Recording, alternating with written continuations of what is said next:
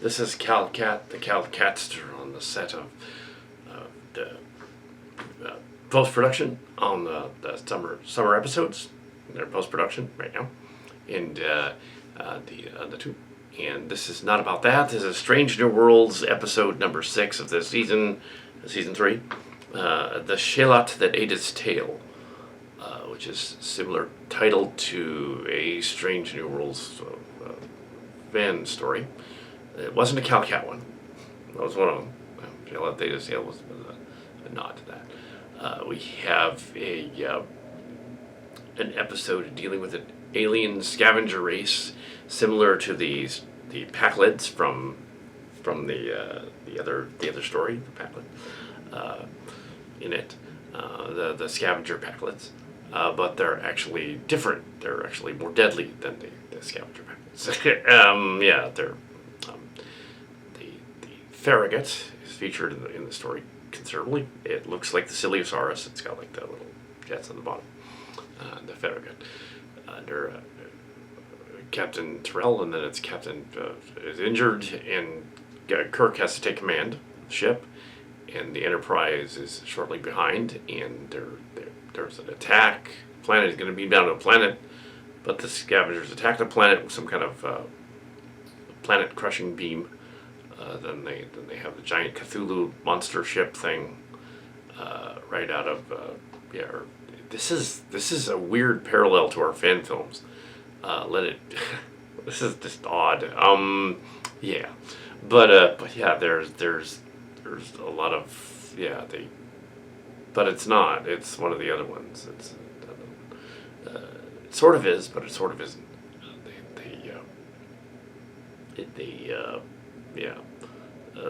The other one, the other version of this story is not one of ours, but there are versions of the story that are. Farragut and Enterprise come together, they do a thing. It's essentially the plot of what would have been Star Trek 13 had they not gone with Section 31. Yeah, one of the plots of what they came up with. They decided to make a Strange New Worlds episode, and that makes sense. A one-part episode. There's so much going on; it could be 2. They have, but it's just one, and it's actually not quite 50 minutes. It's not even fully the usual hour. You've got a Pike and crew to fight off the pirates, and maybe similar in a way to the Vanguard's episode where they fought with the pirates. From last season. That's interesting. And Canary Space. Which also had a giant mega ship that was attacking. That's the Harbinger. But that idea is a classic Trek idea, planet killer type of thing. That goes back to the 60s, or the monster that went after the Falcon in Return of the Jedi. Also that kind of thing. Also Cthulhu-like creatures attacking the ship, night flyers, and stuff like that. So it's not a trope that's necessarily Kal Kat. It's a trope that's and the twist ending is stolen from Sphere, which was a movie where they discover an alien ship on the bottom of the ocean. They discover it's a twist ending. What's a twist? It's a U.S. spaceship that was launched. It's somehow got across the galaxy and it's doing things after the space war. The ship's launched.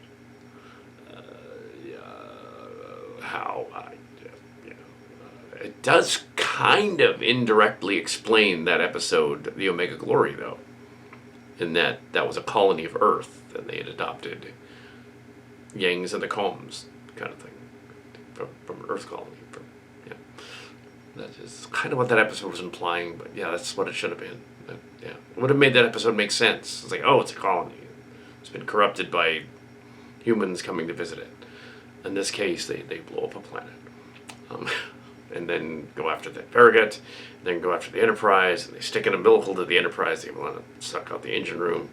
We've got the Lathian lady coming up with a weird and unorthodox way to communicate with the ship. using game controllers and telephones, which wouldn't work with their technology, but sure, let's reference AT&T, why not? Yes, yeah. But my late father would find that silly and say like that. Why would they do that? Wired technology, phones to drive the ship, phones. Are they spoofing that submarine that went down? That's kind of messed up. But yeah, they got to defeat the bad guy ship. But yes, they defeat the bad guy ship, free the Farrogut. Kirk has to learn something from Spock, and so that he doesn't go bonkers. Somehow that works. And at the end, they have them, Pike and Kirk, having saved the day, quietly talking about this other crew that was left behind after the World War III in the story. Consistent with, us. But yes, this episode, it wasn't bad though. It was fun. They did, they essentially, I keep saying it was a good one. It was alright. It was alright. Yeah, it was a pretty good one. So I can't help but find parallels with our fan films. Strange Worlds, our version, the overarching story. They kept finding these ships in the sequels. They kept visiting TOS planets in I believe the second season, first and second season. Yeah, first and second season. We're visiting the after. Yeah. Well, the Q episode that was the pilot visited the Q Continuum and the Misfit Toys planet, which is essentially the amusement park planet. So from the classic Trek. So they've been visiting classic Trek planets in our fan films since 2019, and apparently this Vaughn Duick character has been in the background the whole time since 2019. So she gets to do stuff in the next one. So all the characters, all the stories, all the setup, and all that was giving toward legacy and the other stuff in our fan films. But what I'm getting at is that, because I don't want to ramble on about all the other stuff, because that's us, not Star Trek, is that they would visit the Kirk planets, and they would occasionally visit the Sillian planets, which were founded by colonial vessels that fled Earth after the Third World War. Colonial vessels, there were a dozen of them, and they fled the Earth. They founded Flodi and Far Out, the TV planet, and a number of other planets, and the TV planet colony later that founded the TV colony planet also founded Sarpedion. So and this other planet, sorry, but it was going to go Nova and all that. But they had like a time warp, so they went back in time. We're going to find that out in the next one. But which blew up in the supernova later on. Yeah, this is in Kirk's time, blows up the supernova. However, the shockwave is subspace, and it went back to Sarpedion of 2025, and we get to see what they're doing. It time traveled back into the past. The planet, the people of the planet, there was a wormhole. Messed with them. So that's the next episode of our fan film. But and then there's one after that about the Malkotians, which they visit the Malkotian planet, and it finds another of those ships from that story. Because the whole arc of Strange Worlds, and the Fallen Ones stories, which are set 700 years later, and the other ones in 2403 and 2413 roughly, all have them visiting these ships. Well, it's not really 2413. They just think it is. It's 2407. Anyway, so they have all of these ships. They go and they visit them. They find these colonies of Earth. We're essentially making fun of the fact that in the classic Trek, every alien race they encountered was just humans with funny things on their heads. So we're making fun of that, saying like, see, they found another planet. They found another planet with these funny humanoid people, because in the 60s they couldn't afford much makeup. That was the real reason. Yeah, but this story, back to this story, turns it on its head and says, like, well, what happened if we found one of those ships from Kal Kat's and Mark Carr's stories? We found one of them in Strange New Worlds. That'd be awesome. Reference that, and also some other fan film thing from a while back that wasn't us, and put them together. The scavenger ship and the other thing. We'll put them together. Yeah. I had nothing to do with this episode, but for some reason, yeah, they did it. They did it. They did a Starship Locations episode right here. Okay. Yeah. Paramount, hire us. We're still around. Hire us. Come on. Yeah. We would re-engineer that Starfleet Academy story so it's 2403, or do a 2403 one, because we're doing a 2403. Yeah, so they can set up the Yangs and the comms and all that. Doesn't explain how that ship would have even gotten out there. How did they, before warp drive and first contact, how did they even get out there? Well, that's Sillians. Because there's a way in to time travel and wormholes and Q. And Q. It's always Q. The Q visited our obscure high school and gave us Q powers in this other universe. And when World War III happened, we were actually demigods. But we were old, so we had less powers. But we had the power to build ships. So we built a dozen spaceships of the world's space arcs to send them out into space to populate the Star Trek universe and the Silly Trek universe, Sillian universe. See, because our fan films save the universe. They actually reference that at the end of this episode. They couldn't save the people on the alien ship that was going, but it's like, but I'm sure they had a colony because they're out in space somewhere. They had a colony. They had several Sillian space, so they're out there. Several colonies. So they visited the essentially one of the Canary vessels. I'm guessing that Canary vessel. They were acting like canaries. They were acting like the Letamoc, actually, possibly the Totemus. Maybe more like the Totemus. Yes, fighting the crew, attaching umbilicals and stuff. There's also a little bit of similarity to our summer stuff in the story with the biological technical thing attached to the hull and in the episode that crosses over with the Brady Bunch. It isn't really the Brady Bunch. It's a LARPing crew from a non-Federation ship that's been commandeered by the aliens that lived on this other ship called the Elgin, which is one of those escaped 12 ships. So we have like a few. I think we've done all 12 of them, and some others that could have been launched later. So yeah, it's a sister ship to the Andover. So yes, yeah, none of the fan film stuff actually happens in Star Trek, mind you. It's just that for some reason it's parallel. It's like they're aware of us. We're on the same wavelength. It's weird. They should just the Trek people should just, when we were at the GalaxyCon last year, there's the Kal Kat guy. They're aware of us.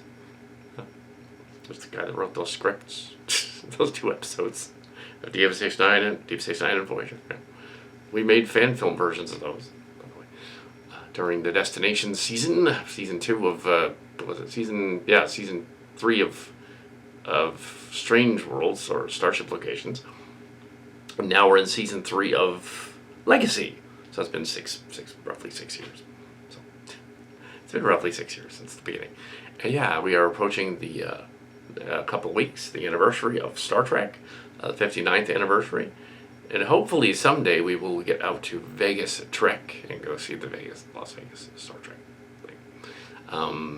But first, Disneyland and Marvel and all that stuff, beginning of September. Well, about when the Star Trek anniversary actually is, will be at Disneyland. We'll have to put together the fan films for the summer. And even though it seems to be parallel with what's going on in some of Strange New Worlds, which is set in 2261, it isn't. It's 2403 in that universe, or 2025, or 2025, and it's not connected. It's just that it seems like it is, because we're on the same wavelength.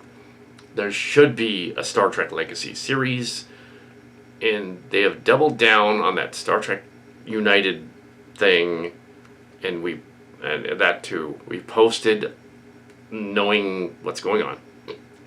We posted on our channel before the fan films were even done, debunking that Sussman and him were just talking a year ago or so, several months ago, up to several months ago, about a spin-off with Sussman and Bakula. Oh, they're gonna do like a show with Captain Archer. They've been talking about that for 5 years, almost 10, almost. They're not. That studio passed on that idea. They're not doing that. How would they do that?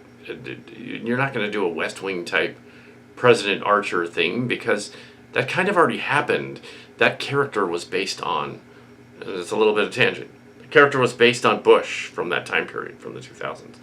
Captain Archer, Bakula, it's Bush. But he's smarter than President Bush was. But it was clearly that's what they were doing. You might deny that and say, no, that didn't happen. Like when some fans, Trekcore denied Quark's connection with then politician Ross Perot. No, he actually said that at a convention years ago. So there's been political stuff in there to begin with. And there could be a tangent about who the Bajorans and the Cardassians were and all that. But we don't go down that rabbit trail either. It was the Palestinians and Israel and that was that. But yeah, that's what it was. But back in the day, Deep Space Nine. And so the Quark thing is that Armin Shimmerman said at conventions in the 1990s, including interviews on shows, my character, Quark, is modeled after Ross Perot. And I know it's not going to make any sense years from now, but it is. And that's why there's that line about the politician in there. You have the character references of a politician. Politician. They're a professional government. Yeah, that line's in there in the pilot. He's Ross Perot. That's who his character's supposed to be. That's literally who he's supposed to be. That's who he's supposed to be.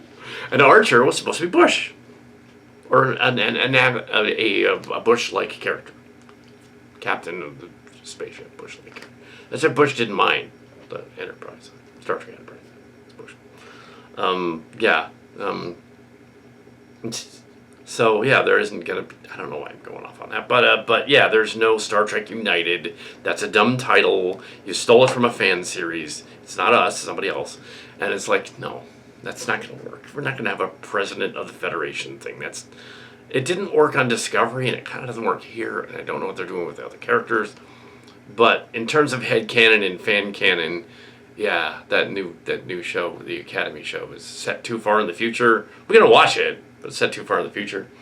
And I'm assuming that memory wall changes when you click on it, memory wall behind them, and the names change because Commander Nog wouldn't be famous 700 years later, but Fleet Captain Nog might be, because in our series, Aaron Eisenberg, the character died, but the character of Nog, Quark's nephew, lives on and becomes commander of the Bajoran sector. Fleet Captain Nog, as of 2024 to 2028. So yeah, the Federation would totally know about that. He's commander of the Bajoran sector. And President Kira is, of course, the president. But yeah. Yes. So that happens. That happens. And Bajor does join the Federation by 2385.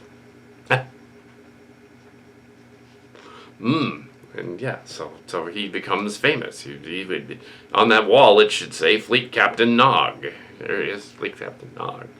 they messed up. Beckett Mariner should say Captain Mariner or whatever, or Admiral Mariner or whatever.